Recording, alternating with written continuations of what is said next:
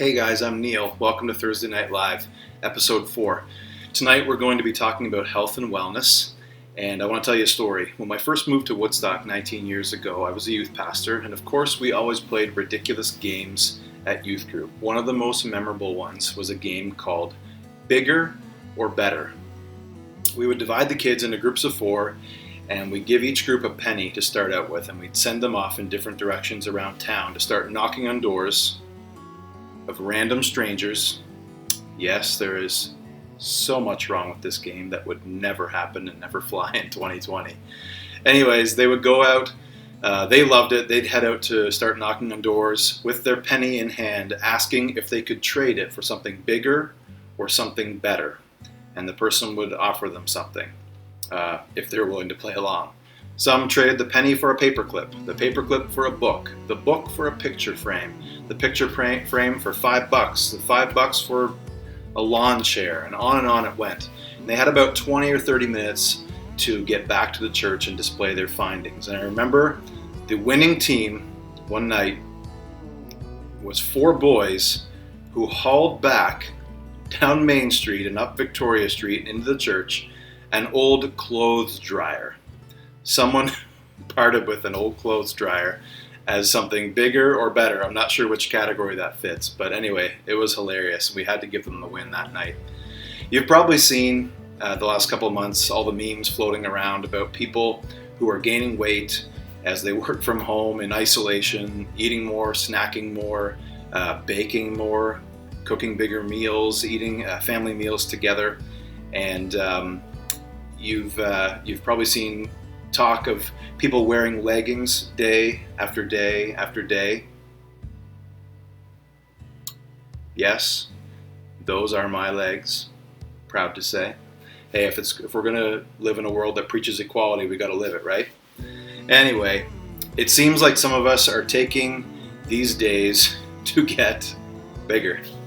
We also see constant updates though on social media about all the projects people are doing. Home renovations, exercising, learning new languages even. All kinds of stuff that people are doing to get better. Now, my hope is that Thursday Night Live has been a thing that has helped you get better. And it has encouraged you to not just suffer through this time, but to grow through it. Tonight, I'm going to be talking with Jill Whitehouse. Jill is a health coach with Live Well, Bien Vivre here in New Brunswick, and she's from Woodstock. She's part of Woodstock Wesleyan Church, and we're glad to have her tonight. And she's going to share about some of the services that she offers her clients and the ways that she encourages wellness. Now, we're also going to be talking with Caleb McCollum. Caleb works with me at Woodstock Wesleyan as the next gen pastor, and he spends a lot of his time working with kids, working with teens, and adults, helping them grow in their walks with God. And he has a great interest, as Jill does, in the subject of health and wellness. So how are you using your time? Are you getting bigger? Getting better? Whatever you're doing, I hope that you'll take a few minutes tonight, grab a cup of coffee, or maybe a protein shake, and sit down and enjoy Thursday Night Live as we talk with Jill Whitehouse and Caleb McCollum. Jill and Caleb, welcome to Thursday Night Live. Thanks for joining us tonight, May 28th, wrapping up the month of May. I can't believe it. We're here tonight to talk about wellness and talk about our health. And so, Jill, we asked you to come because you are a health coach. Would you take a second and just tell us a little bit about you and a little bit about what you do as a health coach? Yeah, so I'm originally from North Dakota. I've been living now in Canada. Oh my goodness, how long have we been married now? Almost 14 years. I moved the day after our wedding. We drove to Brampton, Ontario. Isn't it great? Oh, yes it is. Yes, it was great. And so, yeah, we were there for about 10 years. That's where I had both Ava and Ara, my 2 young daughters. And I worked in recreation for about 8 years. And then we've been now here outside of Woodstock for about 4 years. And very excited to be here. Jared's originally from Woodstock because that is the key question that's always asked. How in the world did you come from North Dakota to Woodstock, and that is it. So, and how did I become a health coach? It was probably about after the first year after we moved here, I found a position, and it just hit some heartstrings, and I applied for it, and it was mine. It was mine from the very beginning. So it was just a blessing to find the position. And what do I do as a health coach? So Live Well, what Live Well is, it's a free health promotion program with Heart and Stroke Foundation New Brunswick. And we work with individuals that are 19 years and older here in New Brunswick. It's kind of like a hidden gem because it doesn't happen anywhere else in New Brunswick. Mm-hmm. And I work with individuals one-on-one who help create action goals through health and wellness that ultimately lead to a positive behavior change. So it can be something on working with, as far as motivation, stress management techniques, helping them, guiding them and supporting them on making healthier choices. It just, as far as, creating that mindset, and holding an individual accountable for what they want to work on, their priorities, and really helping them to become aware of what they're actually doing. A lot of times we say that we are aware, but are we truly being aware in that moment of really taking a look at ourselves and doing the supporting. Along with that, I don't prescribe, I don't diagnose, but like I said, I guide, I support, and then I connect individuals within it. So kind of a whole bunch of things, but it's just being a cheerleader and saying, yes, you can do this, and listening. Nice. Something pretty much all of us need at some point in our life. Yeah. So Caleb, this is Caleb McCollum, my friend, my coworker, and maybe tell us a little bit about yourself, Caleb, if you would, and let people know what you do and whatever else you'd like to tell us, I guess, just to help people get to know you who don't. Yeah, sure. So like Neil said, my name is Caleb McCollum, and I was born in Pennsylvania, years in the States, and kind of in Sussex, New Brunswick when I was about 12 years old, moved there. And when I got to Sussex, I started playing soccer, and I started getting into sports like hockey, a little basketball in there, and kind of just always had this love for sports after that, for physical activity and getting outside. And the more that I was, outside, the more that to kind of pursue sports, the more that I saw relationships be built that I didn't see otherwise. Like when you're playing with someone in a team sport, you get to know people a little bit better. So that was a huge benefit for me. I built really good relationships with people, learned how to work with people. But I think the bigger part for me growing up was just the fact that I loved active. Worked at camp. You're always running at camp. You're always trying to figure out where your kids are, and it's a hot. And lots of things that you can do that are just outside, and so I loved being a part of that environment. I loved running around and doing my thing. I think throughout my life, well,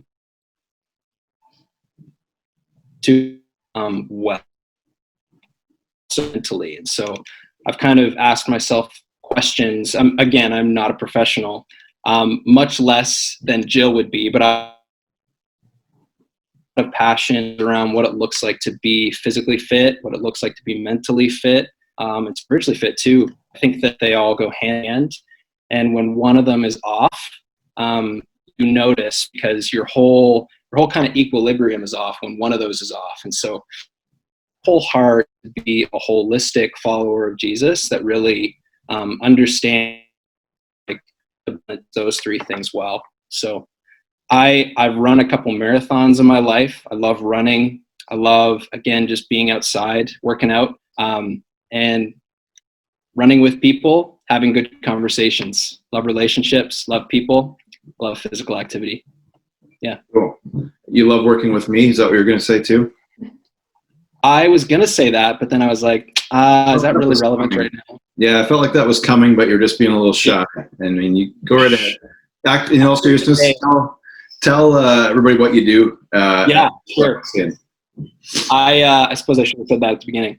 I am a youth pastor, next gen pastor at Woodstock Wesleyan Church, and I've been there for about 9 months now. And I get the privilege of working with Dale McDonald and Neil Horner too. So I love my job, love the people I work with, and just a privilege to be able to work with people like you. So yeah. Nice. Just like I wrote it up for you. Thanks, man. Yeah. Jill and Caleb, I feel like this is a really important topic to talk about. I mean, at any time. Jill, your work and Caleb's work, all of our work goes year round helping people with wellness. But why is it even more so important to talk about now? Jill, I assume you can't meet face to face with clients yet. Why is this really important to stay after this thing, that our health and wellness? Yes, right now we are not able to see individuals one-on-one, face-to-face, but due to the pandemic, we have found a new opportunity that we have gone virtual, which is a very big trend right now, which a lot of organizations have done, along with not just myself, but there are 8 other health coaches here in New Brunswick throughout the province, that now that you just don't have to dial up, and you can choose. And where you can choose that, you can go to the website and you can find all their beautiful faces and the lovely individuals that I'm able to work with. And right now it's, I believe now more than ever, there has been a little bit of a change. That's not our new normal anymore. And I find that, when you break that routine that you've known from day in and day out, and things that you couldn't just do, now you can't do what you're so used to doing on a regular basis, that whole wheel of emotional, mental, physical, spiritual is, somewhat broke. I wouldn't, it's as far as it's just people, there needs to be support. And that's what we are. We are that support. And more now than ever, people need to reach out, because, being isolated is, for some, might like it, and that might be already their routine, but for others, it's not. And, other people that they might be living alone, or they might have 8 people living with them still, and they might not want to talk with their family members, or, they want to reach outside the home. And it's just very important, because you don't want to build that up, those feelings inside. It's good to talk about it. And, that's what, not only, these are us as health coaches, but the other organizations that are out there that are able to find that support. Cool. Caleb, your thoughts. Why is this important to be talking about during COVID-19?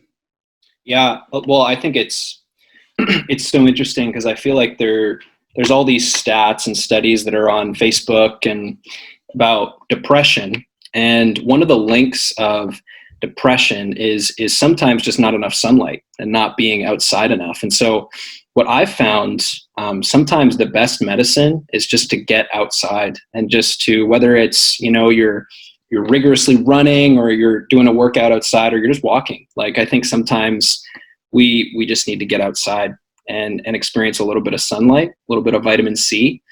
And I think that does more than we realize. I think even more so too, though, we're in a space, and I think, Jill, you kind of alluded to this too, where is so out of whack from what is normal. And we're in the process of creating a new routine. And so a lot of us are figuring out, the gyms are closed. What do we do? How do I create a workout? How do I build my life around what has been, like having a workout, having a run, whatever it is?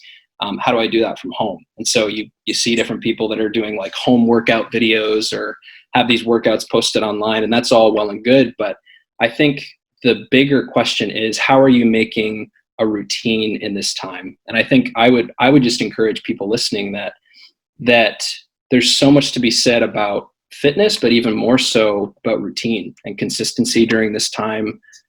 because you don't have to be Superman. You don't have to run 100 miles or 20 miles or whatever. You don't have to run a marathon in the first day, but you can start with a mile and you can go from there.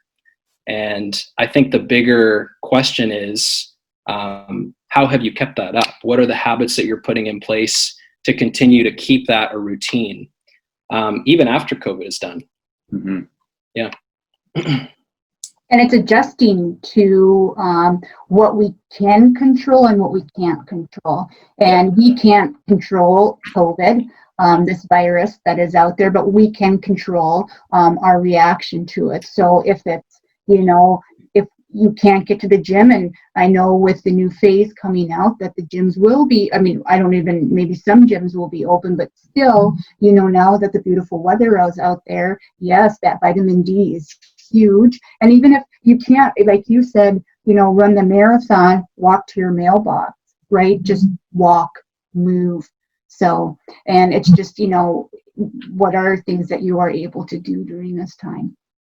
Yeah, I like that you're making it simple, like for busy people or for people of any age. Because I was going to ask, maybe for people who are older, running a marathon or walking a mile is not realistic.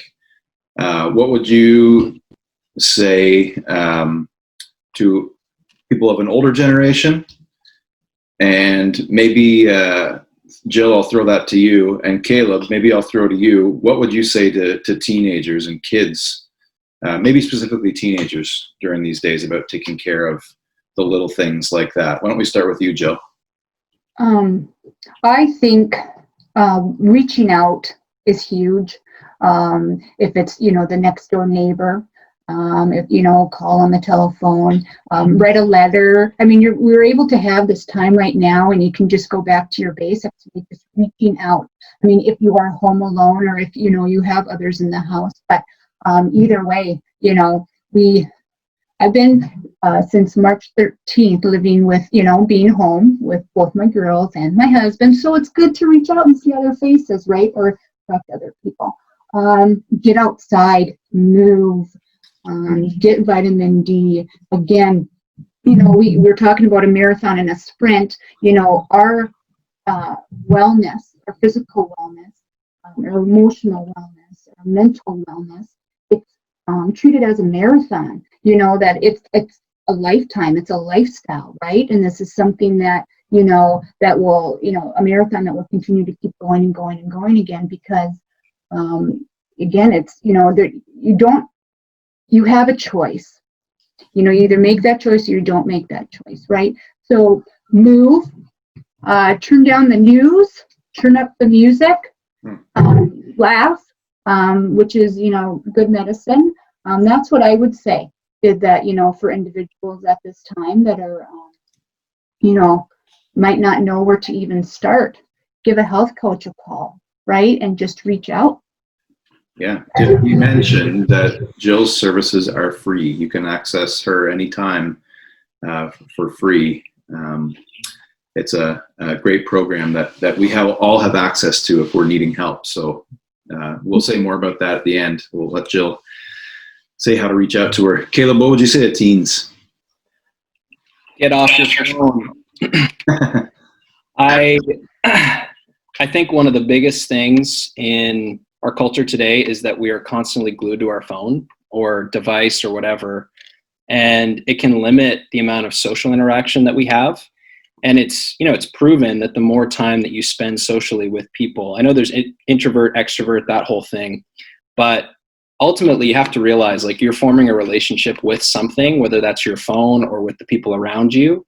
And quite frankly, it's one of those things that the more time that you spend either on your phone or watching Netflix or just on Facebook, kind of mindlessly scrolling, the more that you kind of start to take on the anxiety that you're seeing, maybe on Instagram, you subconsciously start to pick up some of the trends that are being played out.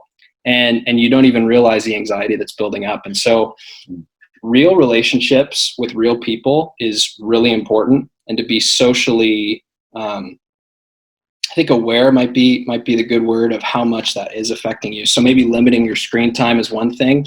Jill, you alluded to shutting down the news. I think that there's definitely wisdom in that for sure. Get off your phone. Another thing too, just going back to what I said earlier is, we're at a point where they have said that we can play sports, outside that are kind of minimal contact. And so maybe it's time for you to start like a ultimate Frisbee league or like a some kind of baseball league or something like that, something kind of low key that just gets you all outside, you and your friends, and a way to kind of get the vitamin D for sure, but also just to get physically active, and you're building relationships. So yeah. Good. I think it would be easy to focus all on the bad things that the time of COVID isolation has, how it's negatively impacted our health, like weight gain, or for some people, anxiety or depression. But what positive things have you seen from a health standpoint in your lives? Or maybe Jill, for some of your clients, Caleb, for some of the people that you work with. What good things have happened? Why don't we talk about something good? Yeah, absolutely. I mean, I'll just start with myself, because when this all started being, working full time, having 2 children and homeschooling, and having a husband that works full time, it got a little crazy in the house and was completely overwhelming. And so when that first started, I kept looking at such the big picture and what I had to do, and I was getting very anxious. I was stressing out. I'm human too, right? We're all human. And then I decided to take a step back, take a deep breath, and be grateful. And that's what I've been finding. And looking at the small steps, taking one step at a time, building your yellow brick road, brick by brick. And just, today I just need to wake up and brush my teeth. And if I brush my teeth today, then you know what? I've done a good job. I don't have to conquer the world in my home, because we're trying to do the best we can. So really just taking a step back, tiny steps of bravery, and really be grateful for what I do have instead of looking at what I don't have. And just, we will get to the other side, and building that perseverance. We might not be so excited about it, and we might grunt and we might moan, but that's what happens when people, climb Mount Everest. I'm sure is that, they're not maybe singing hi ho, all the way up you go. It's just that, we can do this as we come together as a community, and by reaching out, and for those other individuals or organizations helping out. So really, just having that time to take a look at yourself and have a moment to do that. And even if it's in the bathroom for 5 minutes, and then you might see some fingers, underneath the door, like my children, they come find me. But just really having that sense of awareness right now, and what you do have, and focusing on the good instead of, staring at what you don't have, or what is, happening outside your home. Yeah. Caleb, what good have you seen in your life during this? I've become way more consistent in the routine that I have for work over the last 2 months that we've been in isolation. I think there's a benefit and a curse to being at home and working. I think that the benefit is that you are limiting the amount of space that you're kind of working in, so you don't have to worry about getting to work, driving there and back. It's simple. You keep it simple, and the less that you have to think about the details, the more that you get to focus on kind of big picture stuff. And so that's been a good thing for me, I think. And just being consistent, like with what Joe was saying too, that you wake up every morning and you have your oatmeal, or you have your pancakes, or whatever, and you be consistent with that, and you kind of build a routine, build that discipline into your life. The more that you have time to be able to think about the things that really matter. The less time you think about the small things, the more time you have time to think about the big things. That's a super positive thing. And I think another thing has been, I just see so many people starting to slow down. Not starting to, like the first week or two, it was very evident that, everything stopped. It was kind of a standstill for everyone in society. And so I've seen just the pace of life kind of get slower. And I think that that's a huge benefit for people, because people that are ridden with anxiety, maybe because of their job or whatever. And I know that there's job security and stuff too, but people that maybe were going too hard had the opportunity to kind of take a step back and realize, okay, this is not everything in my life. And there are things going on around me that are more important than the NBA or more important than hockey, or, so I think that there's a huge sort of revamp of like what priorities are in our society, and a simplification of what those priorities need to be. So Cool. Yeah. Let's. I want to ask you, Jill. You referenced maybe a couple times tiny steps of bravery. Is that something you invented? Is that something Live Well teaches? Is that something you've picked up along the way? I like that. What is it? Well, it's something that Jill Whitehouse found on a podcast called Oprah's Super Soul Conversation, and she had Lady Gaga on there. And she said if there was one tip that she could give anybody, that it would take tiny steps of bravery. Because really that comes down to, reaching out when you don't feel that you have that courage, or you're feeling down on yourself, or of just, afraid to ask, everything, right? And we can probably apply that to in all aspects of our life, right? In anything that we do. And I love podcasts, by the way, and have really great ones. And so I heard that, and it's with me, and I provide that to my clients. I just, I'm telling that to my daughter, to my husband, to myself, and reminder that, we might be a little bit scared sometimes. We might be, frightful, and the unknown of what's going to happen with, just as far as those things. But again, we can't control that. What's happening outside these four walls. So, Lady Gaga. Who knew? Who knew that Lady Gaga was going to join us one of these things at Woodstock Wesleyan? This is good. Caleb, what would you say to the single person who has just spent 2.5 months alone? You're that guy, and you're in a pretty new town. You've only been here since September, right? Yep. What words would you say? Things are starting to change a little bit, but who knows if they could go back. They're always talking to us about a second wave of COVID-19. So what would you say to someone who has spent a lot of time alone, isolated, to encourage, or tips, things that have gotten you through? Yeah. I think one of the biggest things that I've realized during this time is that as a pastor with my job, you're interacting a lot with people, and I love people. I love having relationships. But I think one of the big things for me in my own personal life and in my soul, I think God was kind of helping me realize that, there is a very real aspect to your relationship with me, that you need to spend time with me. And I think you're a little bit uncomfortable spending time alone.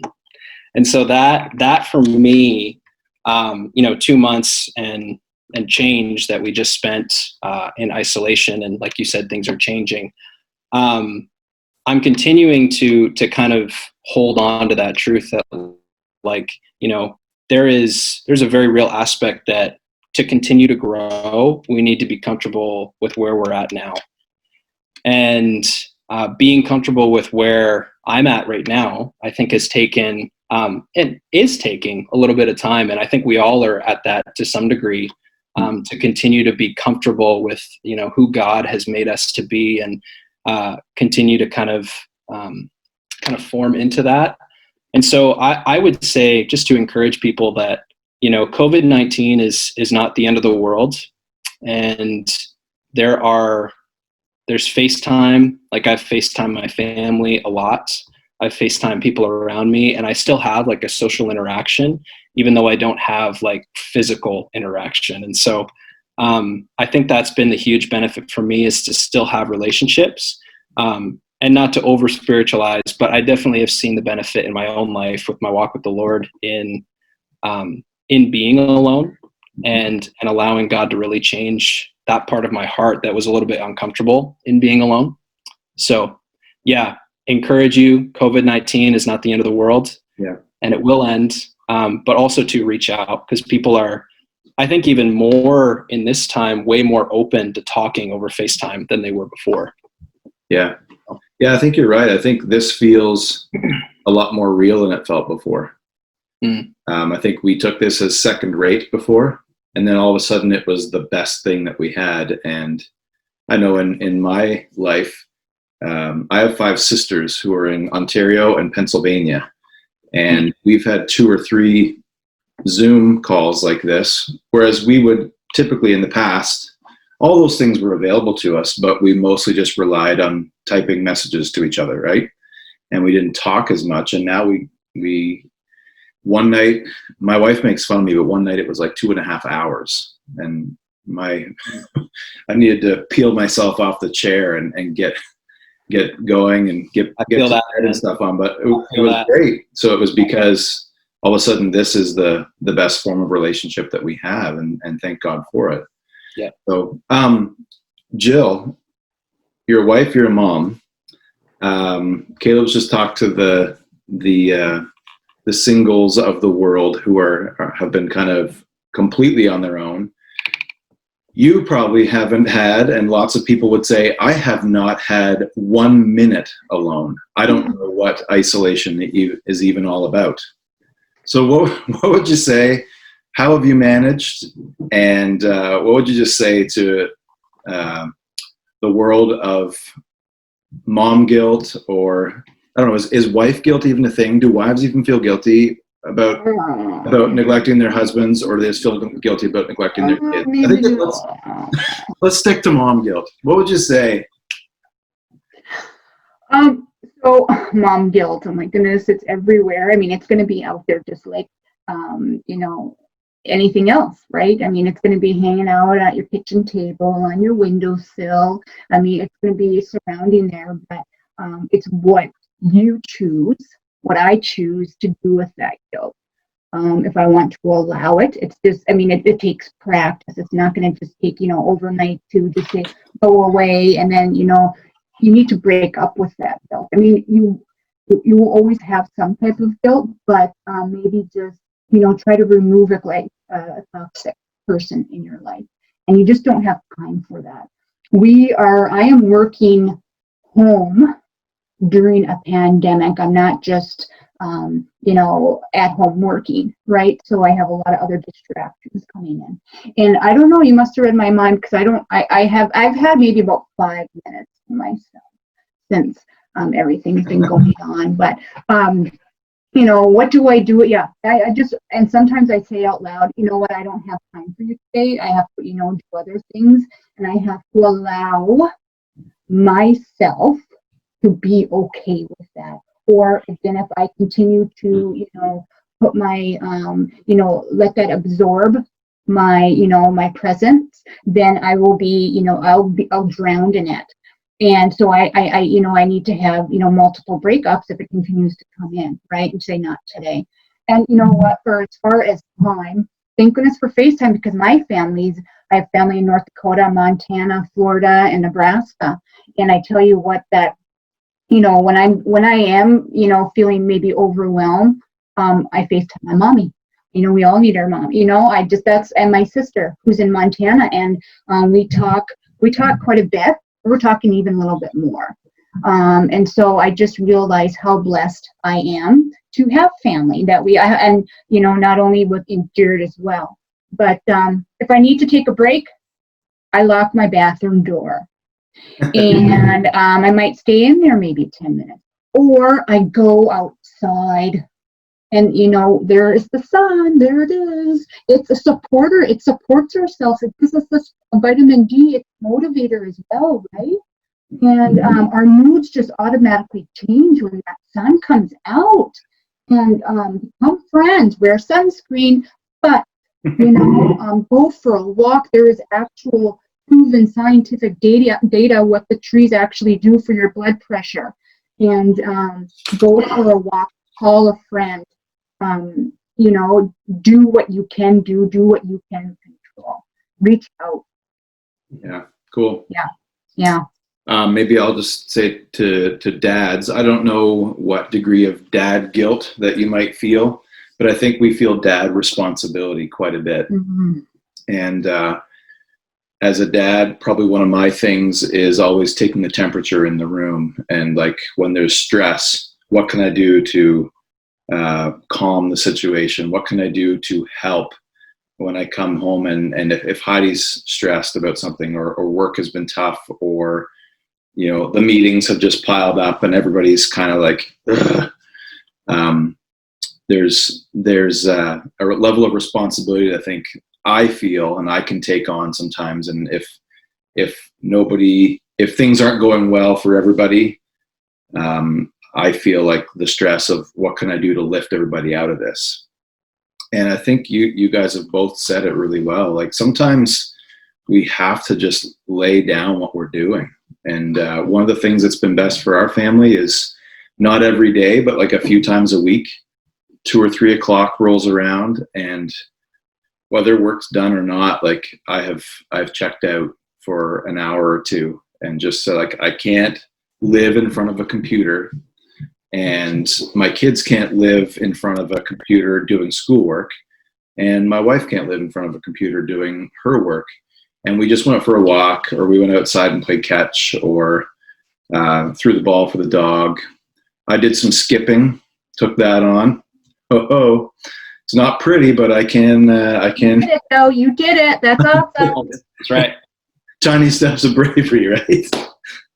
There's nothing that is more brave for me to do than take this body out in the front yard in front of the neighborhood to see and do 100 skips.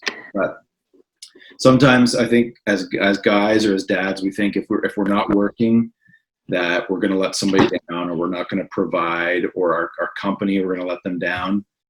I mean, I've found God's really blessed the time I've had to work, and when I break, it only makes me more productive, actually, and it makes me more available to the people I love the most too. So, that's my piece. Caleb, I was thinking when you were talking about the benefits that you've seen during this time. I remember hearing you share this in a message at church, talking about being still and knowing that He is God. Mm. Would you say just a few words about that, maybe? That is, yeah. I mean, I think going back to what I said earlier, the reality is that we're all moving very, very quickly in our society, in kind of a consumeristic society. And there's so many different things coming at us, whether it be social media, whether it be commercials on TV, whether it be different thoughts from other people, flying at us. We've got so much information, like literally the most information in human history is at our disposal. And I think, the psalmist said it best, that be still and know that I am God. And the more that we are still, the more that we kind of quiet our mind and quiet the space around us, I think the more that we really do start to recognize who God is, and not just not the ideas that we say about God, but we really start to know Him. Like we really start to understand in our heart, who He is, in our heart, or His heart for us. And I think that that's like the paradigm shift that be still and know that I am God kind of has on us if we truly practice it. I say all that to say that's a constant thing for me, like to be still and know that He is God, like I'm not the ruler of my everyday. I need to release control, and I need to let that go. I need to let things go so that God can be God. And being still is one of the best ways to let some of those things go. So cool. Yeah. And either of you will maybe wrap up with this. Where's the best place for somebody to start? They're not gym people. they don't have workout gear at home. They don't have the right cool workout clothes. Where is the best place for someone who's just getting started and saying, yep, I've heard this and I want to start to take better care of my whole self, body, soul, spirit, mind? Jill, do you want to close this one out? I've got a couple thoughts, but I feel like you'd be better to close it out with. Sure. Your So thoughts. my thoughts are is that, and this is kind of how I work with my clients, is that it comes down to priorities, right? What is your priority? And it's not about managing time, it's about managing your priorities. And when you have more time to do the things that you want when you do that. So that's what it really comes down to. And, we have, for example, we have, some people do and some people don't have New Year's resolutions. And there is a lot of great value into that, but it can be very vague. So when you come to these priorities, you have to break it down and you get very specific on what you want to do. Well, how do I go about doing that? Well, maybe, if and I think individuals know themselves best. I know myself best, that, and I know my experience best. Is it what's something that you might be struggling with right now? Is it physical activity? Is it making healthier choices? Is it your motivation? Is it just, these obstacles that are getting in the way? So you're breaking that down, and measure it. And is it attainable? It has to be realistic in your life. It's like, okay, you know what? Well, if I want to go to I was always going to the gym, or, I've never been to the gym. And a lot of people, don't really care for the gym. So I personally, the gym for me is a place of intimidation. Oh, absolutely. I don't know the gear, I'm not super buff, and I just sit behind a machine. I'm not even sure which way to push this handle. It's like me going into Sephora. Like, there's just so much stuff and I'm overwhelmed and I'm like, where do I even start? Right? And that happens so often. I feel that too, Jill.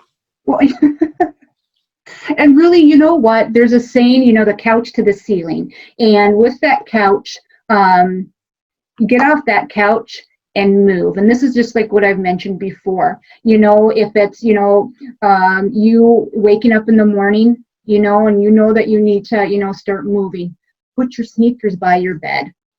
Or, as far as, if you're going to work, and is it before you go to work, have your workout babe with you or just going out for that walk if you're not going to go to the gym? Mm-hmm. Or is it after it on your way coming home before you even step into the house? Or do you put those shoes on right after you shut the car off, put those shoes on and go for a walk, right? And it's not looking again, it just goes back to these tiny steps, right?